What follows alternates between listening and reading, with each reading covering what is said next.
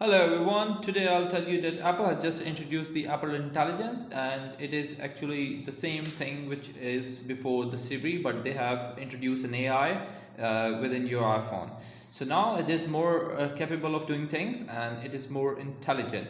So how you can turn it on, just go to your settings, and after going to settings just swipe up. As you see in iOS 18.4 there's an option Apple Intelligence and Siri. Just tap on it and you make sure that you have already enabled this option, and then you just need to see the further if you want to open up and enable the apps which it can control. Okay, so what you need to do is, if you want to make a phone call to anybody, just ask, hey Siri, hey Siri, hey Siri, uh, hey Siri,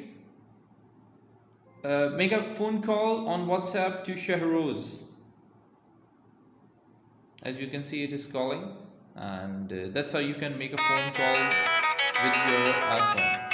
So that's how you can control your Siri, and it is more efficient and intelligent, and you can make calls, you can make adjustments to your calendar, you can do a lot of things with these Apple Intelligence function. Siri is just getting more smarter and smarter by AI influence with it, and I hope you like this option. Until next thing, bye bye.